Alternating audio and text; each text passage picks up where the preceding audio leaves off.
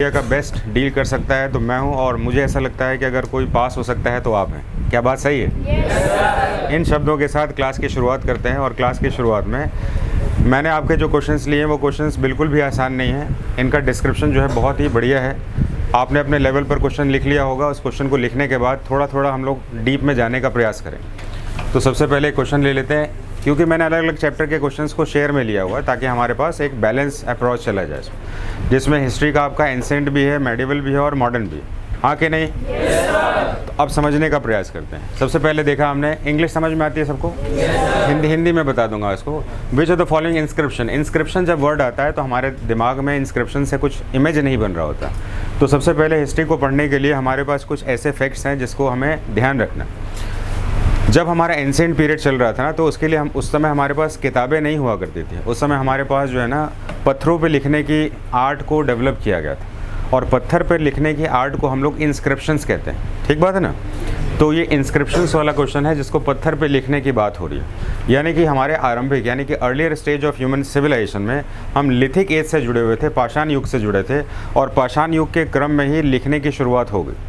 History को पढ़ने के समय हमें सबसे पहला एक ऐसा फेज़ था जिसमें कि हो तो कुछ रहा था लेकिन हमें पता नहीं था, यानी कि हम प्री हिस्ट्री कहते हैं। उसके बाद हिस्ट्री लिखा जा रहा था लेकिन हमें आज तक समझ में नहीं आया, जिसको हमने प्रोटो हिस्ट्री कहा। और उसके बाद जब लिखा हुआ समझ में आने लगा तो हमने इसको इतिहास कहना शुरू किया। लंबे समय तक, यानी कि अगर हिस्ट्री को पढ़ा गया है 100 में, तो 98% जो है सिर्फ हिस्ट्री पढ़ा जाता है, 2% सिर्फ उससे पहले वाला, जिसको हम प्रोटो और प्री हिस्ट्री कहते हैं, ऐसा मान सकते हैं। ऐसे समय में इंस्क्रिप्शन जो है ये हमें उस हिस्ट्री की जानकारी देता है जिसको हम प्रोटो हिस्ट्री कहते हैं, क्योंकि प्री में तो कुछ लिखा ही नहीं है।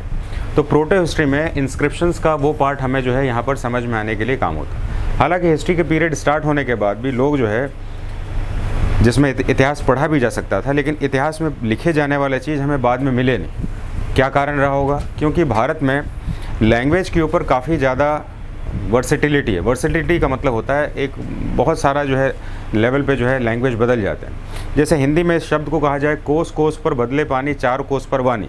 4 कोस पर ही वानी बदल जाती है, यानी कि भाषा बदल जाती है। तो ऐसे भाषा वाले क्षेत्र में, देश में कितनी सारी भाषाएं रही होंगी। तो ऐसे ही भाषाओं में प्राचीन काल में जब देखा गया तो ब्राह्मी, खरोष्टी और आरमाइक करके लिपियाँ बनी, 3 लिपियाँ बनी थी, है ना। ये सब जो है आपका इसी क्वेश्चन का डिस्क्रिप्शन है, समझ लेना। एक क्वेश्चन कितने तार को जोड़ेगा आपको? ब्राह्मी, खरोष्टी और आरामाइक लिपि। अब इससे क्वेश्चन आपका जनरेट होता है कि ब्राह्मी खरोष्टी कहाँ पर लिखी गई। तो भारत की मूल रूप में जितने भी हमारे इंस्क्रिप्शंस मिले हैं उसमें ब्राह्मी खरोष्टी का यूज़ किया गया, और आरमाइक का प्रयोग किया गया है भारत के जितना भी नॉर्थ वेस्ट ये वाले पार्ट में। यानी कि भारत की सभ्यता ईरान तक पहुंची थी, और ईरान और भारत की सभ्यता से मिलकर जो लिपि का विकास हुआ था उसको हमने कहा था आरामाइक। क्या कहते थे? आरामाइक लिपि। तो ब्राह्मी खरोष्टी के साथ जो है हम लोग यहाँ पर जुड़े। अब यहाँ पर छोड़ देते हैं, इसमें हम बात करेंगे सिर्फ इंस्क्रिप्शन की, और ये इंस्क्रिप्शन से हमारा रिलेटेड जो है। अब ये क्वेश्चंस को ज़रा समझने का थोड़ा सा प्रयास कर लें। Following inscription provided the earliest decisive evidence of deciphering. Deciphering का मतलब होता है डिसिफर यानी खोज करना। Emperor Ashoka edicts. ये क्वेश्चन को मैं दूसरे तरीके से पूछूंगा, आपके CDS एग्जाम का क्वेश्चन। कौन से अभिलेख में पहली बार अशोक का नाम पढ़ा गया? ट्राई करके बताइए मेरे को, किस अभिलेख में पहली बार सम्राट अशोक का नाम पढ़ा गया? राइट, एग्जाम में पूछा गया, और अभी तक आप लोग उस लेवल तक पहुंचे नहीं। तो इस क्वेश्चन का आंसर इंस्क्रिप्शन से ही बना है, और इस क्वेश्चन का आंसर आपका मास्की अभिलेख। क्या नाम है? आप सोचिए कि इतिहास का पहला सम्राट, अच्छा भारत का पहला सम्राट अशोक ही तो था, ये तो शक नहीं है ना कोई। तो अशोक जो पहला सम्राट था उसकी जानकारी हमें जो है सबसे पहले मिलती है मास्की के अभिलेख से। और मास्की का इंस्क्रिप्शन, ये इंस्क्रिप्शन यहाँ पर अभी मास्की का दिया ही नहीं है। ये भी बात हो रही है गिरनार अभिलेख की, जो कि आपका 1917-18 के करीब में, और मास्की की जो मैं बात कर रहा हूँ उससे पहले के लिए 1913 में। तो पहला अभिलेख कौन सा हुआ? मास्की का अभिलेख। और मास्की का अभिलेख भारत में कहाँ पर है? कर्नाटका में। तो कर्नाटक के अभिलेख में जो मास्की है, आपका जगह का नाम है मास्की। जैसे बिहार में कुम्भरार सुना है आपने? कुम्भरार जो कि चंद्रगुप्त मौर्य यानी कि अशोक के दादाजी का एम्पायर की जानकारी मिलती है। तो उसी तरह से मास्की में जो है पहली बार जो है अभिलेख मिले, उसमें 1837 में दोबारा एक क्वेश्चन आ जाता है कि अशोक का नाम सबसे पहले किस इतिहासकार ने पढ़ा? विच of the historian deciphered Ashoka first time? नाम क्या है? James Prinsep. नाम क्या है? जेम्स प्रिंसेप ने 1837 में पहली बार सम्राट अशोक के नाम को पढ़ा और इस नाम को लिखा गया था प्रियदर्शी। क्या नाम था? प्रियदर्शी। मैंने आपको इसी क्वेश्चन के साथ लगभग 10 क्वेश्चन बता दिए। अशोक का नाम क्या था? प्रियदर्शी। सबसे पहले पढ़ा किसने? कहाँ पर, कौन से अभिलेख में पढ़ा? मास्की के अभिलेख में। और अभी हम जो बात कर रहे हैं मास्की के बाद जो बना है इसमें, ये गिरनार है जो कि कहाँ पर है? गुजरात है कि नहीं? कितना लिखना चाहोगे अभी? जल्दी से जो लाइन छोड़ा लिखो जल्दी से। पहला पॉइंट लिख लो इसमें, the first inscription of Ashoka was found in Maski. मैंने इसलिए कहा था लाइन ज़्यादा छोड़ना है। The first inscription of Ashoka was found in Maski.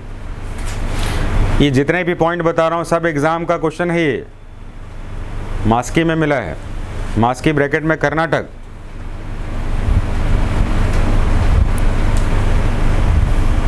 Point number next लिखेंगे, the name of Ashoka was deciphered by James Prinsep. Name of Ashoka was deciphered by James Prinsep. James Prinsep ने इस नाम को सबसे पहले पढ़ा। ब्रैकेट में लिख लेंगे 1837। और इस क्वेश्चन का आंसर गिरनार लगा के छोड़ देंगे जो कि पढ़ा गया था आपका 1917 और 1918 1970। और इस क्वेश्चन का आंसर है, क्योंकि इसमें मास्की नहीं दिया हुआ। अच्छा, अगर मैं आपसे कहूँ कि एक के पास कौन सा डिजिट है, ध्यान सुनिएगा, 5, 7, 9, which of the digit is closer to 1? Answer क्या है? तो ये 5 जो है एक्चुअल आंसर तो नहीं है। आंसर क्या होना चाहिए था? 2 होना चाहिए था, लेकिन 2 ऑप्शन नहीं देगा तो आपको तो लिखना पड़ेगा ना। इसी तरह के क्वेश्चन एग्जाम के आज के फेवरेट क्वेश्चन है ना। 1-2 वाला जमाना पुराना जमाना होगा। तो क्या हम लोग गिरनार चलें? गिरनार हो गया हमारा। अब आ जाते हैं दूसरे क्वेश्चन में, बैटल ऑफ पानीपत। पानीपत दिमाग में आने के बाद ही हमारे पास दिमाग में कुछ क्वेश्चंस आने चाहिए। पानीपत का युद्ध जो है भारत में 3 महत्वपूर्ण युद्ध के नाम से जाना जाता है। पहला युद्ध 1526, दूसरा 1556 और तीसरा 1761 में लड़ा गया। पानीपत के तीसरे युद्ध का सबसे बड़ा कारण ये था इसमें कि भारत में मराठा शक्ति जो उदय हो रही थी या एस्टेब्लिश थी, इन मराठाओं को जो है हिंदू कहकर मुसलमानों का एक अलग ग्रुप बना लिया गया, यानी कि नॉन मुस्लिम कहकर जो है भारत के मुस्लिम शासकों का एक यूनियन बनाया गया, जिसमें अहमद शाह अब्दाली सबसे इम्पॉर्टेंट था, अफ़गान का शासक। और इस अफ़गान के शासक ने भारतीय मुसलमान शासकों को ये कहा कि हिंदू भारत पे राज कर रहे हो और तुम लोग यहाँ पर उनके अंडर में जा रहे हो, हमारे साथ मिलो और मराठाओं को ख़त्म करो। यहाँ पर हिंदू मुसलमान पहली बार भारत में हुआ और 1761 में जो है मराठाओं के खिलाफ मुस्लिम शासक एकत्रित हो गए और एकत्रित होने के बाद एक बड़ी युद्ध लड़ी गई जिसका नाम था पानीपत का तीसरा युद्ध। और इस युद्ध में मराठा पावर भारत से पूरी तरह से समाप्त हो गए। क्लियर बात है? तो अब हम आंसर में इसको बताइए क्या कर सकते थे? क्या लग रहा है क्या होना चाहिए था? हो गया ना इसमें? तो अब छोटा सा पॉइंट लिख लेंगे इसमें, इसके साथ एक इंटरेस्टिंग पॉइंट करके लिख लेंगे इसमें। Third battle of Panipat was fought between Afghan ruler Ahmad Shah Abdali and Maratha rulers. Maratha और इसके बीच में होगा। आपको लिखवाएं कि छोड़ दें? क्योंकि आप हमारा तो स्पीडे में ब्रेक लगा देंगे इसमें। अफगान रूलर्स और इसके बीच में हुआ था। तो ये हमने इसका इतिहास इतने करके हम छोड़ देते हैं। इसमें आ जाते हैं तीसरे क्वेश्चन में, विच of the following primary objective of doctrine of labs introduced by Lord Dalhousie. Doctrine of labs को जो है ना हिंदी में कहते हैं हड़प की नीति। क्या कहते हैं? हड़प की नीति। हड़प होता क्या है इसमें? सबसे पहले इस बात को हमें कभी कभी ध्यान रखना चाहिए ना कि कुछ ऐसे विद्यार्थी होते हैं ना जो कहते हैं कि थोड़ा सोचना पड़ेगा, इसमें सभी को सोचना पड़ेगा। इस बार फॉर्म नहीं भरा, अगली बार के लिए हम जा रहे हैं। आप मुझे बताइए कि क्या एनडीए एग्ज़ाम जो है, अगर 10 लाख लड़कों ने फॉर्म भरा है तो आपको जानकर आश्चर्य होगा 5 लाख लड़के एग्ज़ाम देने ही नहीं जाते। जानते हैं क्यों? वो कहते हैं हमारी तैयारी नहीं हुई, अरे यूपीएससी एग्ज़ाम हमसे ना होगा। और जो जाते हैं बचे खुचे हैं ना, 3-3.5 लाख चले जाते हैं ना, उनमें से 1 लाख श्योर होते हैं और बाकी सब तो कह रहे पहला दूसरा बार देख लेते हैं, उसके होगा तो ठीक है ना तो छोड़ दें। और 1 लाख लोग उनको लगता है कि कहीं से पढ़ लिया, उसमें मान के चलिए कि 50,000 से ज़्यादा सीरियस स्टूडेंट है ये नहीं। सबसे पहले एग्ज़ाम को समझना, उसके लेवल को समझना ज़रूरी कि आप किस एग्ज़ाम के लेवल की तैयारी कर रहे हैं। कुछ लोग कहते हैं अभी नहीं समझ में आ रहा, कुछ लोग कहते हैं सर ह्यूमैनिटीज़ नहीं समझ में आता। आप मुझे बताइए कि आप अगर PCM ग्रुप पढ़ लेते हैं, साइंस पढ़ लेते हैं, तो साइंस पढ़ने के बाद आपको यूनियन पब्लिक सर्विस कमीशन का ऑफिसर बनाया क्यों जाए? क्योंकि साइंस का जितना भी रिकॉर्ड, जितना भी बना हुआ, वो तो इंडिया में नहीं बना हुआ। आप फिर कहाँ चले जाएंगे? विदेश चले जाएंगे। तो भारत का जो कमीशन है वो आपके पास कल्चर, हेरिटेज, पॉलिटी और हिस्ट्री पढ़ा बिल्कुल ज़रूरी होना चाहिए। अगर नहीं होगा तो फिर कमीशन ऑफिसर नहीं बना सकते। तो इसलिए इस बात को दिमाग में चिपका लीजिएगा कि बिना इसके काम चलेगा नहीं, अगर कमीशन बनना चाहते हैं, और नहीं है तो फिर आपकी मर्ज़ी। अब हम एक साधारण से क्वेश्चन में, लॉर्ड डलहौजी भारत में डॉक्ट्रिन ऑफ लेफ्ट लगा दी, हड़प की नीति लगा दी। हड़प की नीति क्यों लगाई उसने? एक्चुअली में उस समय की समस्या क्या थी, इसको पढ़ने के अलग अलग तरीके हैं। देखिए, राष्ट्रीय आंदोलन को जब पढ़ रहे होते हैं ना, तो डलहौजी का नाम इसमें आता है, और डलहौजी एक इंपॉर्टेंट रूलर था। सुने हैं क्या डलहौजी? नहीं सुने तो ध्यान होना चाहिए कि ये वही आदमी था जिसने कि भारत में पहली बार रेलवे की स्थापना की थी। रेलवे बोर्ड को इसी ने बनाया था, है ना। भारत में पहली बार रेलवे चली थी। दूसरी बार कहाँ चली थी, जल्दी से बता दीजिए। हमें पता है, आपको नहीं पता है। हमें ये सब पता है कि आपको क्या क्या नहीं पता है ना। हम सारी चीज़ जानते हैं, वो इसलिए बता रहे हैं क्योंकि सभी को जानना है। सही है कि नहीं? हर जगह पर बता सकता है। अच्छा, एक बात बताइए, 2 पैसे की दर पर पहली बार पोस्टल स्टैम्प को क्यों शुरू किया गया? इसका कारण बताइए। बड़ा इंटरेस्टिंग सा क्वेश्चन है। Lord Dalhousie was the first who introduce postal stamp at the price of 2 rupees, 2 price only. आपने 1 पैसा 2 पैसा देखा है कभी? आपने नहीं देखा है? अरे आपके ज़माने में नहीं होता, हम लोग जब छोटे थे हमारे पास होता था। अरे 50 नहीं 25 पैसा भी होता था। 10 पैसा बड़ा हो गया। 1 पैसा 2 पैसा बताइए। 1 पैसा 2 पैसा किसने देखा है क्या?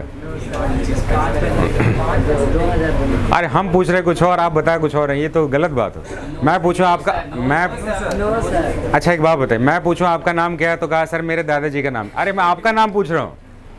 अच्छा, 1 पैसा वर्सेस 10 और 50 पैसा, कितना बड़ा अंतर हुआ? दादाजी तो फिर भी एक जनरेशन के बाद का है, तो आप सोचिए कितना इनवैलिड आंसर देते हैं। आपको बोलने का जगह नहीं है इसमें। तो अब मैं आपको बता रहा, 2 पैसे उस समय की दर पर जो है, हालांकि हमने 1-2 पैसे देखे हैं इसमें, और दुकान ऐसे चलाता तो नहीं था इसमें, लेकिन जाके हम दे देते तो ये छोटी सी काली और अलग अलग रंग की टॉफ़ी होती थी, है ना, वो मिल जाती थी इसमें। तो ऐसा Bengal is a very good cultural place, क्योंकि वहाँ पर जो है आज भी मैं जाता हूँ, कभी भी आपको माउंटेन जाना होता है ना, तो आपको बंगाल के रास्ते जाना होता है ना, न्यू जलपाईगुड़ी होकर। तो बहुत बढ़िया मेरे को कल्चर लगता है। डेवलपमेंट करके वही पुरानी यादें, एकदम झोपड़ी टाइप के घर रहते हैं इसमें। लोग बड़े ही ज़्यादा वॉलंटियर होते हैं, पॉलिटिकली काफ़ी एक्टिव होते हैं। लॉर्ड डलहौजी पे आ जाते हैं। पढ़ाई करने समय थोड़ा सा बातचीत कर लेते हैं। लॉर्ड डलहौजी के समय भारत में बहुत सारे परिवर्तन किए गए, जिसमें कि रेलवे को लागू करना एक काम था, पोस्टल स्टैंप लागू करना था इसमें, और उन्होंने तार विभाग की स्थापना की थी। ठीक है, तार यानी कि आप टेलीग्राम जानते हैं क्या? पहले फ़ोन नहीं होते थे, चिट्ठी उट्ठी के समय में टेलीग्राम आ गया तो कुछ इमरजेंसी हो गया। जनरली टेलीग्राम में शब्द पर पैसे लिखे जाते थे, और ये मर गया ऐसा करके लिख के छोड़ दिया जाता। 1-1 पैसे के मतलब वर्ड के पैसे होते थे। तो इस जनरेशन में तो नहीं होगा इसमें, लेकिन पहले ऐसा होता था कि टेलीग्राम आए तो टेलीग्राम में 5 शब्द लिखे गए, और 5 शब्द में जनरली लिखा था घर जल्दी आ जाओ, ये डाइड, ऐसा करके होता था, और कुछ ज़्यादा कुछ नहीं होता। लोग समझ जाते थे हाँ टेलीग्राम मतलब यही होता। तो ये सब चीज़ें इन्होंने लागू की थी, और लॉर्ड डलहौजी का पीरियड जो है एग्ज़ाम के लिए तो बहुत ही ज़्यादा इंपॉर्टेंट है। रेलवे सारी चीज़ों को शुरू करने का इनका कोई भारतीयों के लिए योगदान नहीं था। ये सोचते थे एक गाड़ी लेके जा रहे हैं तो एक गाड़ी में तो 10 किलो मान लीजिए सामान लेके जाएंगे, अगर इसी के साथ अगर बहुत सारी और भी बोगी लगा देंगे, 50 को बोगी लगा देंगे तो 50 किलो लेके जा सकते हैं। तो रेलवे की स्थापना करने का लॉजिक जो है पूरी तरह से लॉर्ड डलहौजी का क्या था, भारत को लूटना था। इसके लिए हमारे इतिहास में एक हिस्टोरियन थे जिनका नाम था दादा भाई नौरोजी। दादा भाई नौरोजी को ना grand old man of India भी कहते हैं। इन्होंने भारतीय रेलवे को इंडियन ब्राइड का, दुल्हन का, सुन लीजिएगा, भारतीय रेलवे को दुल्हन का संज्ञा किसने दिया? दादा भाई नौरोजी। और इन्होंने कहा कि इंडियन रेलवे एक दुल्हन के समान है कि जो दहेज के रूप में खूब सारा धन लेके जाती। बताइए, कोर्ट एग्जाम में पूछा गया, और ऐसा कोर्ट जब पूछा जाता है तो रेलवे के साथ कहाँ से कहाँ पहुँच गए? रेलवे किसने शुरू किया? और रेलवे को दुल्हन किसने कहा? और दुल्हन करने का रीज़न तो पता चल गया। और उन्होंने एक किताब लिख दी। कौन सी किताब लिखी? बताइए, ट्राई करिए। Drain of wealth. नहीं, poverty and un British rule in India. क्या नाम है? ये एग्ज़ाम का इंपॉर्टेंट क्वेश्चन फंसेगा आपका। तो poverty and un British rule in India करके एक किताब लिखी जो कि एग्ज़ाम में बहुत ज़्यादा पूछा जाता है। ये सब कुछ हमने सिर्फ लॉर्ड डलहौजी को समर्पित करके ही क्वेश्चन बता दिया। अब यहाँ पर एक छोटा सा क्वेश्चन है, डॉक्ट्रिन ऑफ लेप्स हुआ क्यों? अब देखिए, भारतीय शासक भी बड़े विचित्र थे। सबसे पहले तो उन्होंने क्या किया कि ये समझ लिया कि हम तो राजा हैं, हमारे अगेंस्ट में ब्रिटिशर्स कुछ नहीं करें। उन्होंने किया भी नहीं। छोटे छोटे किसानों के ऊपर टैक्स लगा दिए, ज़मींदारी लगा दी। तब तक तो शासक ने सोचा कि हम तो बड़े हैं, हमें थोड़ा कुछ करेगा इसमें। लेकिन जब राजाओं को देखा ये हमारे प्रॉफिट में अपना शेयर ले रहे हैं, राजा भी तो टैक्स लेते थे, रेवेन्यू लेते थे जनता से, तो अब इन्होंने कहा भाई इनकी राजशाही को ख़त्म करने का समय आ गया। तो उन्होंने कुछ नियम बना दिए जिसमें कहा कि अगर आपका कोई बच्चा नहीं होगा तो आप बच्चा गोद नहीं ले सकते। और इसी बच्चे वाले सिद्धांत पर झांसी की रानी युद्ध में उतर गई और डॉक्ट्रिन ऑफ लेप्स के अंदर हमें दत्तक पुत्र को, दत्तक मतलब क्या होता है, अडॉप्टेड चाइल्ड को लेने के लिए मना कर दिया। झांसी की रानी, हालांकि बोलने बड़ा अजीब लगता है इसमें, झांसी की रानी भारत की पहली आज़ादी की लड़ाई में शामिल होने का उनका पहला कारण क्या था? क्योंकि अंग्रेज़ों ने कानून बना दिया था कि आपका जो अडॉप्टेड सन है ना, उसको हम राज का उत्तराधिकारी नहीं मानेंगे। तो झांसी की रानी ने कहा इसके बाद मतलब हमारा साम्राज्य कहाँ गया? तो कहा लेप्स हो जाएगा। लेप्स मतलब क्या? हमारे पास आ जाएगा, ब्रिटिश रूल में आ जाएगा। आज भी भारत में ऐसा कानून है, बताएंगे आपको। अगर किसी आदमी के पास 500 रुपये की संपत्ति है, छोटा ले लेते हैं तो लालच आ जाएगा। अगर कोई संपत्ति है और उसका कोई वारिस नहीं है, अब मर गया, तो संपत्ति किसकी हो जाएगी? भारत सरकार की हो जाएगी। आज भी ये कानून है। ये गलत है सही, इसके ऊपर विचार बाद में करिएगा। लेकिन डॉक्ट्रिन ऑफ लेप्स का मतलब क्या होता है? हड़प लेना। और हड़प लेना का नीति जो था वो भारतीय शासकों उस समय जो थे उनके विरुद्ध में चला गया, जिसके कारण पहली बार उन्होंने हथियार और अपनी सेना इकट्ठी की। हमें ध्यान होना चाहिए हम किस ज़मीन से हैं? बिहार की ज़मीन से। बिहार में इस क्रांति का सबसे पहला नेतृत्व किसने किया था? बाबू वीर कुंवर सिंह ने किया था, भोजपुर से किया था। और इसलिए भोजपुर कहते हैं उसको, भोजपुर से किया था। और भोजपुर से करने के बाद उनका पहला उद्देश्य था कि अंग्रेज़ों का इंटरफेरेंस हमारी ज़मींदार, क्योंकि ज़मींदार थे, उस प्रथा पर ना आए। और जब अंग्रेज़ों की पहली गोली उनको हाथ में लगी थी, कहा कि क्योंकि वो पकड़े तो जाएंगे अभी, क्योंकि अंग्रेज़ों की बहुत बड़ी सेना होती थी, तो उन्होंने कहा कि इतिहास में अगर कुछ ना कर पाए तो नाम बड़ा करके जाएंगे। अपने ही तलवार से अपनी हाथ को काट दिया और कहा कि हमें जो है ज़िंदा रहते तो अभी अंग्रेज़ छू नहीं सकते।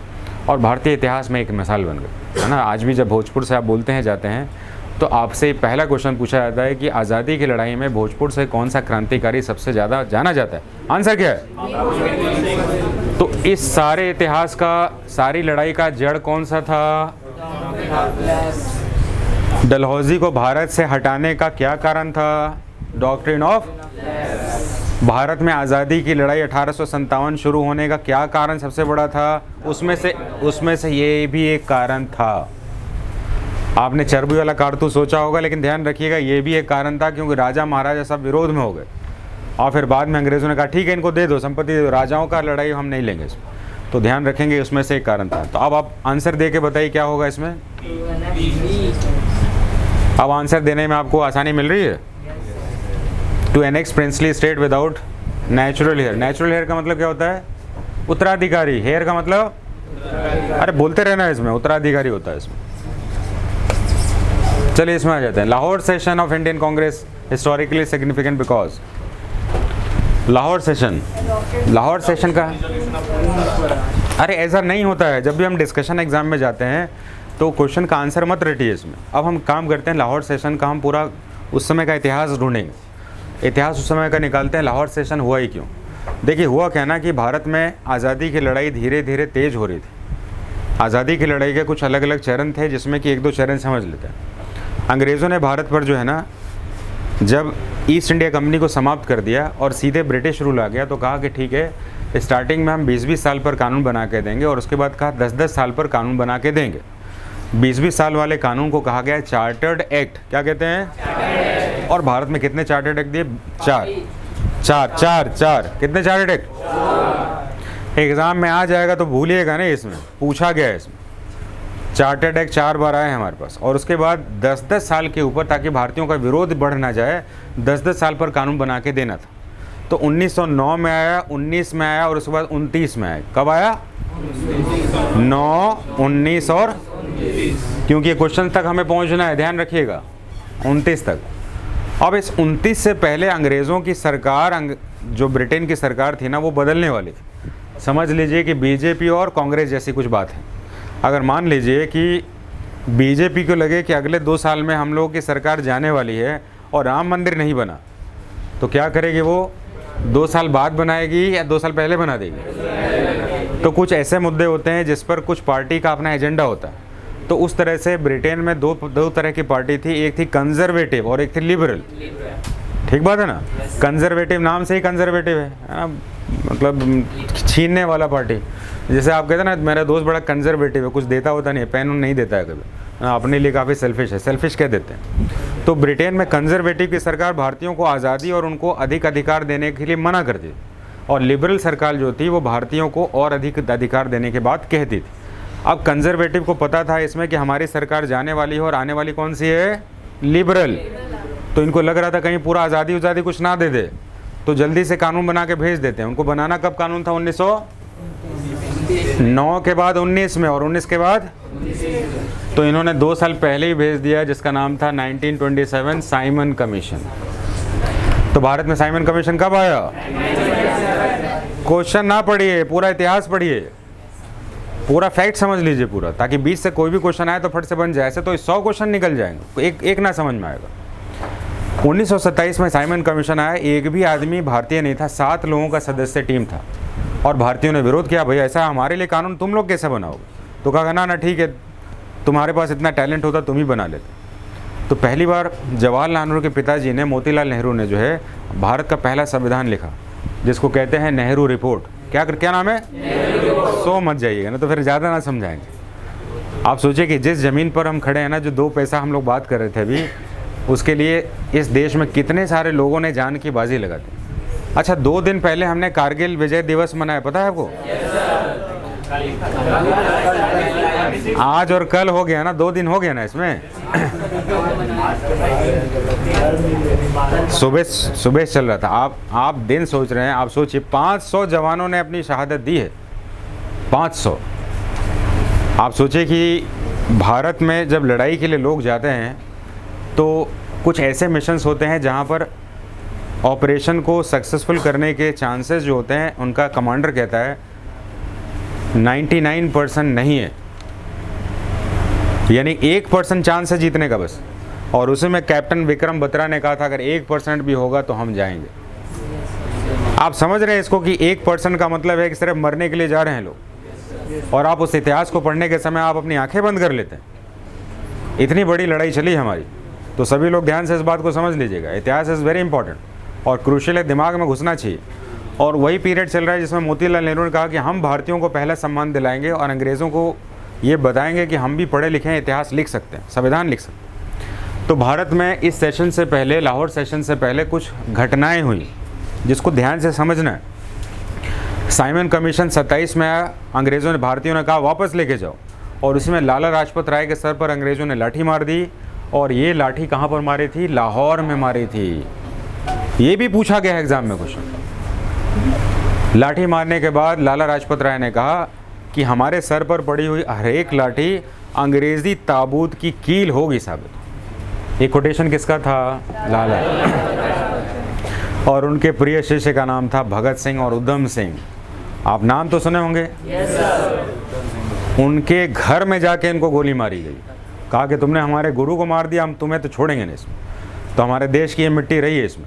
तो लाला लाजपत राय की मृत्यु होने के बाद भारत में क्रांतिकारी आंदोलन बहुत तेज हो गया। पहले क्या था? गांधीवादी आंदोलन था। गांधीवादी आंदोलन का मतलब होता है शांति से अपील करके बातें रखें। लेकिन लाला लाजपत राय की मृत्यु के बाद अब जो क्रांति, क्योंकि ये लीडर किसके थे? लाल बाल पाल। ये 3 व्यक्ति थे जो कि एग्रेसिव लीडर्स थे, और ये जो है जो रिप्रेजेंट करते थे भारतीय युवाओं का करते थे, लीडर्स का, जो बिल्कुल मांगने पर नहीं, छीनने पर अधिकार। Rights are not begged, they are claimed. अधिकार मांगे नहीं जाते हैं, छीन लिए जाते हैं। ये सिद्धांत है इनका, और सही भी था। जाहिर सी बात है गांधीवादी विचारधारा कमज़ोर हो रही है। इतिहास समझिए उस समय का, कहाँ कब की बात कर रहे हैं? उस समय का इतिहास समझना होगा। उस समय के इतिहास में भारत में युवा दल मजबूत हो रहा है, क्रांतिकारी विचारधारा मजबूत हो रही है, गांधीवादी विचारधारा कमज़ोर हो रही है। गांधीवादी मांगने पर डिपेंड था, क्रांतिकारी। और अब भारतीयों के पास पेशेंस नहीं था कि हम मांग कर काम चलाएं, जिसके कारण लाला लाजपत राय और उनके बाद जो है HRA का स्थापना हो गया। HRA का नाम बताइए जल्दी से, क्या है?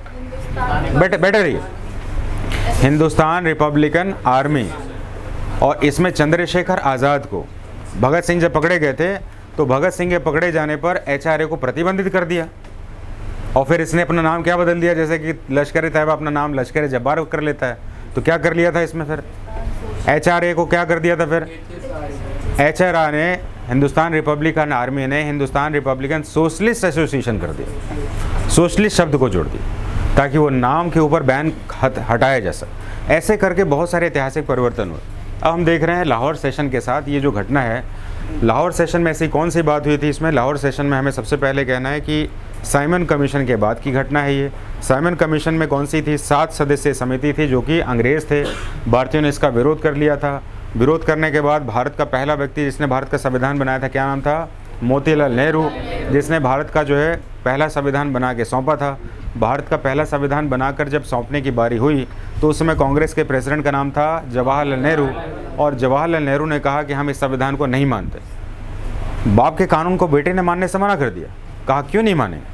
तो कहा कि हमें चाहिए पूरा स्वराज, आधा नहीं चाहिए। क्यों भाई, आधा क्यों नहीं चाहिए? क्योंकि उस समय तो कुछ भी नहीं था। मोतीलाल नेहरू ने जो कानून बनाया था उसमें अंग्रेज़ों का गवर्नर जनरल भी पोस्ट रखा था और ये पोस्ट जो है भारत में अब बर्दाश्त करने की सीमा से बाहर हो चुका था। तो पहली बार लाहौर के डिक्लेरेशन में ये बात, शब्द को रखा गया इसमें कि पूर्ण स्वराज हो। और एग्ज़ाम ने क्वेश्चन पूछा आपसे कि पूर्ण स्वराज की घोषणा किस अधिवेशन में की गई? किस में की गई?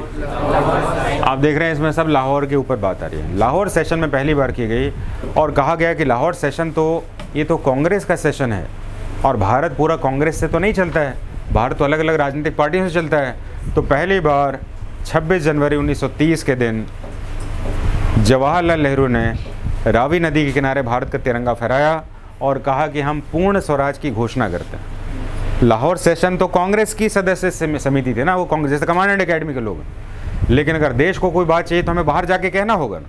तो लाहौर अधिवेशन, कांग्रेस के अधिवेशन में पूर्ण स्वराज की बात रखी गई और 26 जनवरी 1930 के दिन पहली बार पूर्ण स्वराज को देश पर लागू करने की बात हुई। अब आप कहेंगे पूरे देश पर, वो कौन होते हैं लागू करने वाले? क्योंकि उस देश में सबसे ज़्यादा पॉलिटिकल पार्टी में सदस्य किसके थे? कांग्रेस के थे। और कांग्रेस का रिप्रेजेंट कौन कर रहा था? कांग्रेस का प्रेसिडेंट जवाहरलाल नेहरू कह रहे थे, इसलिए उनकी बात का मतलब है देश की बात हो जाना। तो इस तरीके से पहली बार जो है लाहौर सेशन में क्या रखा गया? पूर्ण स्वराज डिक्लेरेशन रखा गया। अब देखते हैं इसमें कि क्या क्या बातें हम इसमें से निकाल सकते हैं। Of the Indian national Congress historically significant because, अब देखें क्या देख रहे हैं इसमें, क्या आंसर आ रहा है इसमें? आप बताइए इसमें ये आंसर अब छोटा हुआ कि नहीं? ये तो बाहुबली की प्रतिमा वाली बात होगी, बल्लाल वाली छोटी प्रतिमा के पीछे हमने जो कहानी बता दी आपको, अब उसमें ये आंसर जो एक छोटा ही आंसर है, बच्चा ही है इसमें। अब इसमें साइमन कमीशन में घुस गया, इसमें पहली बार संविधान बनाने की बात भी हो गई और क्या क्या लाला लाजपत राय और उनकी हत्या भी कर दी। अच्छा, लाला लाजपत राय ने साइमन कमीशन का विरोध कहाँ पर किया बताइए तो जरा? देखिए तो इसमें क्वेश्चन में है ये नहीं, फिर भी आपको पता चल गया। इसमें क्वेश्चन का डिस्क्रिप्शन, उस पॉइंट को पकड़कर जितना निकलता है निकाल देना, तब वो एग्जाम का प्रैक्टिस बनेगा, तब वो क्वेश्चन से जोड़ेंगे आप। अदरवाइज इस क्वेश्चन का आंसर बी बताने में कितना समय लगेगा? समझ में आ रहा है आपको? अब ये क्वेश्चन कम से कम एग्जाम के समय तक दिमाग में आपके बहुत लाउड रहेगा। दूसरा क्वेश्चन आ जाता है, ये छोटा सा क्वेश्चन है। भारत का, मेरे को बड़ा बताने में परहेज है इसमें कि भारत का नेपोलियन जो है किसको कहते हैं? समुद्रगुप्त को कहते हैं। नेपोलियन कहाँ का शासक था? नेपोलियन फ्रांस का था, इस बात का ध्यान रखना है। तो नेपोलियन फ्रांस का था, फ्रांस की सीमा को बढ़ाने का काम किया था उसने। और क्योंकि जिस तरह से लैंड एक्सपेंशन का काम फ्रांस में नेपोलियन ने किया था, नेपोलियन बोनापार्ट ने किया था, उसी तरह से भारत में समुद्रगुप्त ने लैंड को बढ़ाने का काम किया था। इसलिए समुद्रगुप्त कहते हैं, छोटे में इसको लेके चलते हैं, इसका कंपैरिजन ही गलत है। क्योंकि समुद्रगुप्त, अच्छा एक काम करते हैं, समुद्रगुप्त मान लेते हैं 500 AD में पैदा हुआ और नेपोलियन कब पैदा हुआ था बताएंगे आप ज़रा? 18वीं सेंचुरी। अच्छा आप बताइए कि छोटे भाई से बड़े की तुलना करें, छोटा भाई भी नहीं, तो दादा पर दादा है, बताइए कितना समय बड़ा है इसमें? 1300 साल बड़ा है कि नहीं बड़ा है? तो नेपोलियन को कहना चाहिए भारत का समुद्रगुप्त है, कहना चाहिए नहीं कहना? अब क्वेश्चन पूछा known as Napoleon of India. अब नेपोलियन ऑफ इंडिया काहे कहें भैया, पहले पैदा कौन हुआ, समुद्रगुप्त हुआ ना इसमें, तो समुद्रगुप्त को कहना चाहिए। तो मैं हमेशा इस क्वेश्चन को जब भी बताता हूँ उसमें तो कहता हूँ ये क्वेश्चन ये भारतीयों ने नहीं लिखा, इसको अंग्रेज़ों ने लिखवा दिया।